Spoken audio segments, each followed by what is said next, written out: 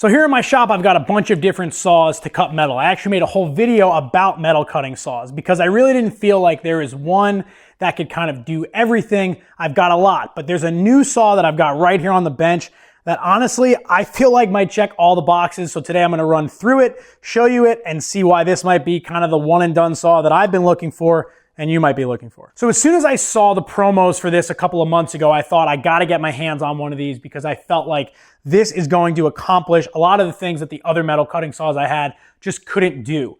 This is a dual mitering metal cutting chop saw.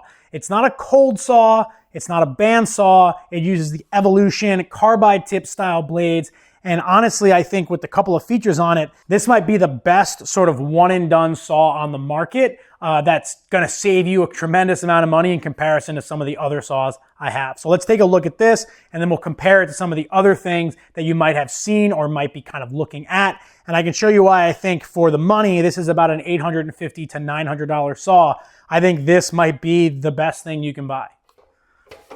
Okay, so this saw uses a carbide tipped 14-inch blade, and the thing that's unique about this saw versus other metal cutting saws is you'll notice it looks very similar to a woodworking miter saw. The mitering head can bevel in either directions, but what it does have is a couple of adjustments and some clamps that make it easier to hold steel, because you typically want to be able to clamp material really well when you're cutting with a metal cutting saw like this. It's got a clamp over here on the back that you can put in these holes and clamp from different angles. And then it's got this unique sort of like front bar that can come off. And what this bar does is this bar allows you to put these two kind of pressing clamps, which will allow you to keep material tight up against the fence. Now I think that's really probably the most unique aspect of this saw is this double clamp system. So if I put a piece of tube in there, I can clamp on both sides, and then it's got these kind of like quick latches to get it in there quickly. And this thing is clamped down pretty well. So the other adjustment point on this saw is back here where you can loosen the kind of whole head and you slide it down this track. You can either have it all the way back, there's a midpoint, or all the way forward. Now the reason that you've got that is because in the instructions it recommends that the saw blade be centered over whatever piece of material you're trying to cut. So if you're cutting something particularly small, you'd want the saw blade all the way back, or if you're cutting something particularly large, you'd want the saw blade all the way forward. I think that adjustment is good, but I could imagine that it might cause a little bit of extra vibration that maybe you could have avoided if you didn't have that. There's a guy over on Instagram called West Weld who made a really nice adjustable aluminum block. This block here on the back sits on the table. He made a really nice replacement for this that made his saw a little more rigid while he's using it. So let's get right into it and cut some material with this, and then I'm going to show you this compared to other saws so you can understand why I think this one might be the best choice. So these clamps can slide back and forth, so I'm going to cut the mitered end off of this piece of material, and in order to do that I'm going to just move my clamp in. I want the clamp to be close to the material itself, and we'll give this thing a cut. These things are generally pretty loud, but there is kind of like a chip collection bin back here, so we'll see how well it collects the chips.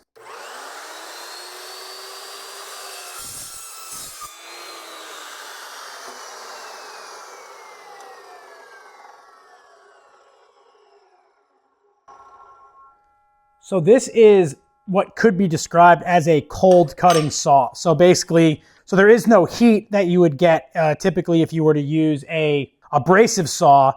So it's cutting very quickly, very cleanly. Just for a little bit of experiment, I'm gonna try and cut again with the clamp a little bit further down, and we'll see how it does, just cutting a little bit off.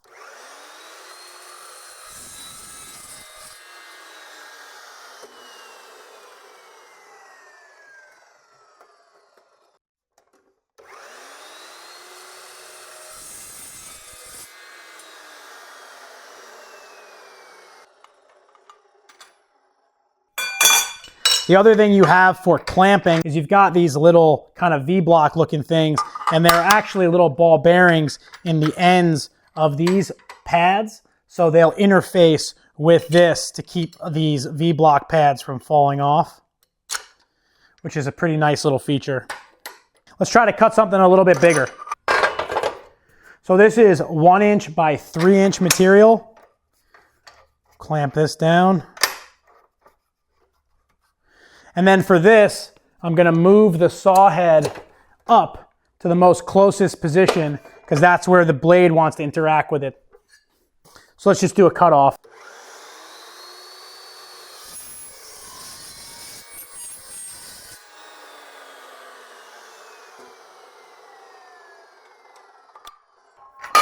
So the nice thing about saws like this is they are incredibly fast. So you're not going to be wasting any time waiting for a bandsaw to go. Now I think my miter is off by a little bit, and that's adjustable here, where I can adjust the detents on this, and I can actually see where I think this whole thing could be shifted a little bit. I didn't check the squareness of the blade, but up and down, my cut is very square. So the little bit that I'm off, it looks like about a 1/2 degree, should be adjustable right here. And just for argument's sake, why don't we adjust that in and see if we can't get it square. So the way you would adjust a saw like this, I just unplugged it, is you would want a known square 90-degree reference surface. You can put down the blade and then you can check the blade against the fence. And I can already see that the saw is out of square. But because this is a dual mitering saw, it'll be really easy to adjust that by simply loosening the screws on this plate and adjusting it into exactly where we want. Oh, there's a 3rd screw. Okay. So now we're going to click back to 0. You can see how much play there is. So what I'm going to want to do here is basically try to get my saw squared up perfectly against the fence. And then once I have it lined up, I'm gonna tighten down the detent plate. I think it's pretty close. I'm gonna tighten it down a little bit. I'll tighten it down a little bit and then I can make further adjustments.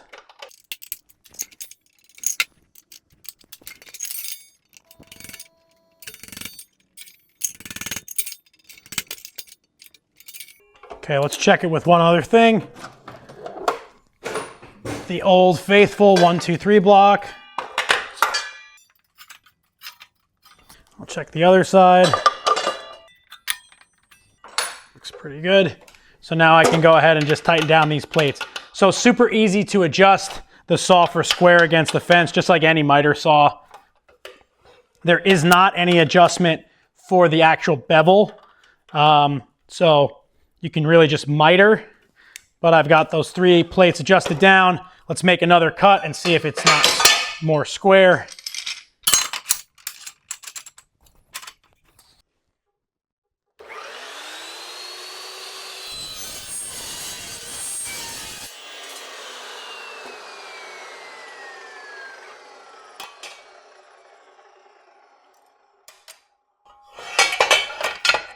Oh, much better. So now that's perfectly square. All I had to do is adjust the miter and we're still square on our vertical cut. So that's how it'll cut rectangle. We'll cut a piece around, but really what I want to show you this for is for cutting dual mitering angle. I think that's where this saw is really important from a kind of fabricating everything sort of perspective. All I've got is a short piece of tube, but this is a good example to just see how this will cut it regardless of it being a short piece. You want to be able to cut anything on a saw like this. You don't want to be limited to only being able to cut big pieces of material, which some band saws have a limited capacity in terms of how small of a piece they can cut. So let's give this a try. This is some 2-inch mild steel. Give this a cut. And I think my blade looks like to be in the right position still.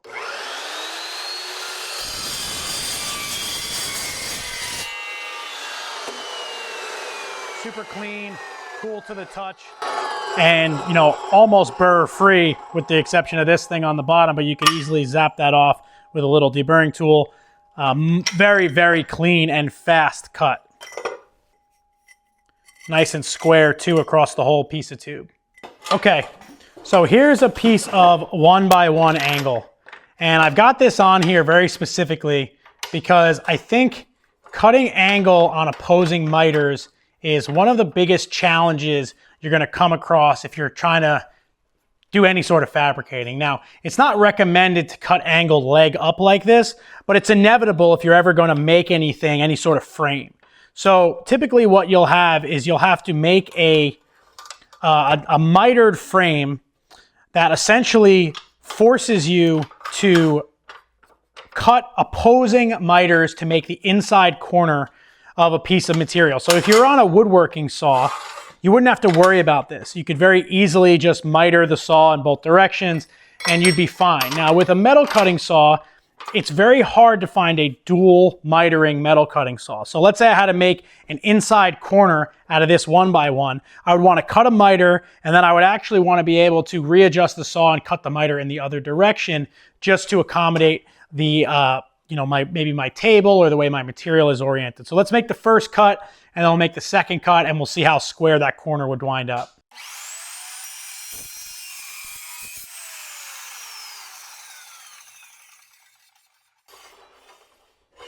So you'll notice I let my saw slow down embedded in the material. That's because I wanted to avoid any kickback. You're very likely to get kickback when you're cutting miters like this. It's very common. So I like to let my saw kind of settle down in the material.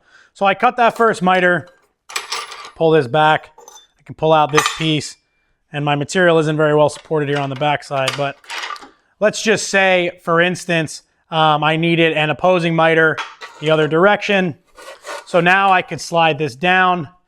I could then bevel my saw the opposite direction to the 45 degrees. I'll move my clamp out.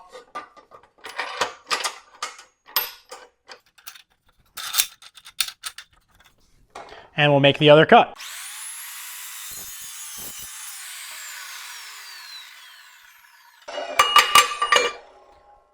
Dual miters on a chop saw like this is such a game changer, especially knowing that I didn't have to reorient the saw at all. The saw's been in the exact same position. And this will be important when I show you what you could compare this to, because a regular cold cutting chop saw like this, you have to reorient the entire saw in order to cut a miter, and you can only cut them in one direction. Then from a material saving standpoint, I can make my next cut right there, and I'm not going to have to worry about my material being wasted in any way. I can actually throw both of these clamps here. As long as my saw head's not going to touch it, which I don't think it will. That's a really nice feature with this front bar. I can really move these clamps around a lot. Little pieces like this like to go flying, so be careful. So the holes in my fixture table are perfectly oriented against each other. So if I put pins in these two holes and pins in these two holes, this should be a perfect 90. So we should be able to reference the material against that and see how square our corner is, which is damn near perfect in this corner.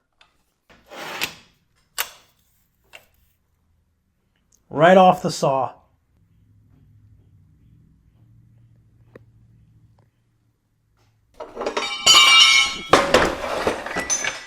Okay, so you might be asking yourself, if I don't buy the dual mitering saw, what kind of saw would I get?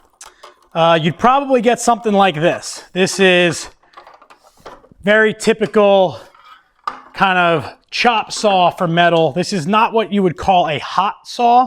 A hot saw uses an abrasive wheel. This uses the exact same 14-inch carbide blade that we saw on the dual mitering saw, but you can see here it's a much simpler design. Now, if I want to miter on this saw, I actually turn the clamp, which then means I have to turn the saw, which can be really annoying if you're trying to set up like a saw station, because then you're constantly moving the saw. And this also only miters in one direction. I'll make a quick cut on this just so you can sort of see it from a comparison standpoint, but it essentially does the exact same thing.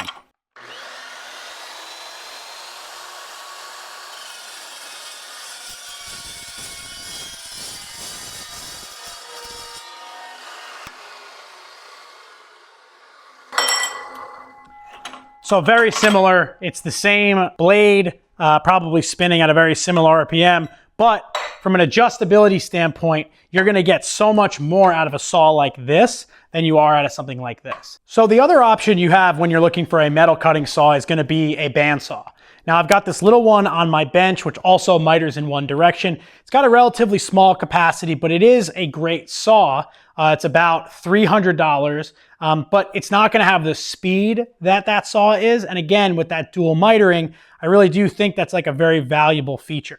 The other one I have, which is dual mitering, is this saw from Bailey, but this is about a $9,000 saw. This is a dual mitering 350 millimeter capacity bandsaw, which can cut a huge variety of material, but it's $9,000.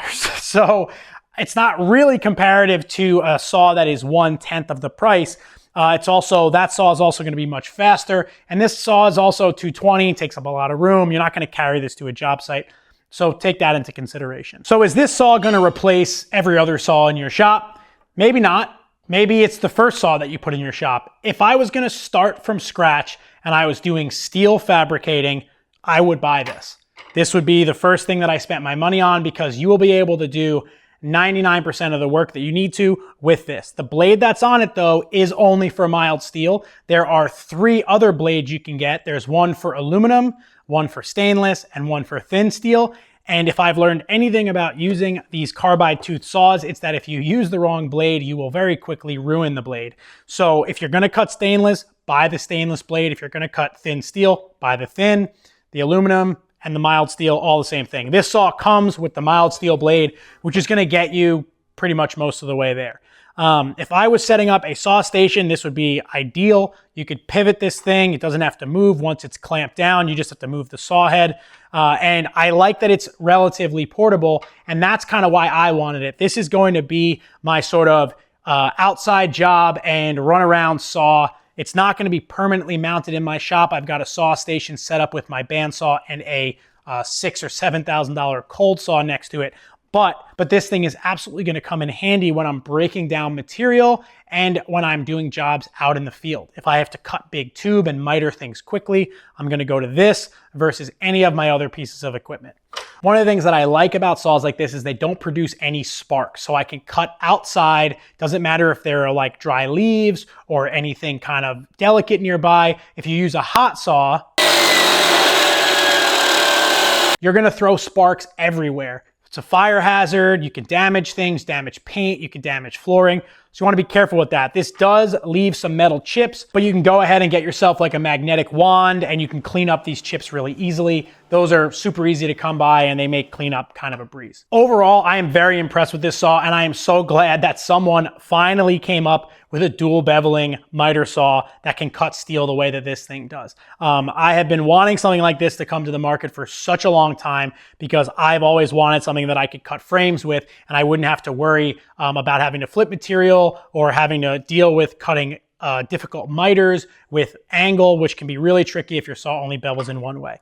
Now, full transparency, Evolution did give me this saw, but they aren't paying me to talk about it, and I genuinely wanted one of these from the day that I saw them released. The day that I saw the press release on this, I reached out to the person that I know over at Evolution and asked them if there was any way I could get my hands on one to try it, and they apparently have been so popular that they've been hard to keep in stock. I'll put links down below on where you can get this from Evolution and where you can get some of their other stuff, and I'll put some links down below on some of the other things that I showed in the video. I like bringing interesting tools to my viewers' eyes. To me, building out this shop has been a labor of love in learning what works and what doesn't work for me.